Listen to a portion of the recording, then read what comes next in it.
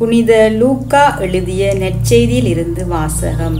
அதிகாரம் 9 திருவசனங்கள் 28 தொடக்க 36 அக்காலத்தில் இயேசு பேதுருவையும் யோவானையும் யாக்கோப்பையும் கூட்டிக் கொண்டு இறைவனிடம் வேண்டுவதற்காக ஒரு மலை மீது ஏறினார்.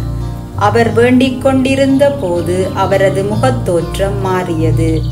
அவருடைய ஆடையும் வெண்மையாய் மின்னியது. மோசே எலியா என்னும் இருவர் அவரோடு பேசிக்கொண்டிருந்தனர்.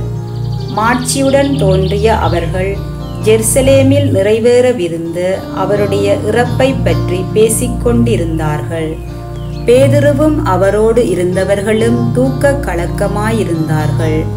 அவர்கள் விழித்தெழுந்த போது மாட்சியோடு இளங்கிய அவரையும் அவரோடு நின்ற இருவரையும் கண்டார்கள்.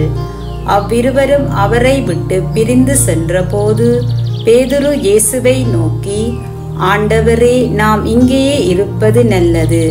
உமக்கு ஒன்றும் மோசேக்கு ஒன்றும் எலியாவுக்கு ஒன்றுமாக 3 கூடாரங்களை அமைப்போம் என்று தாம் சொல்வது இன்னதென்று தெரியாமலேயே சொன்னார்.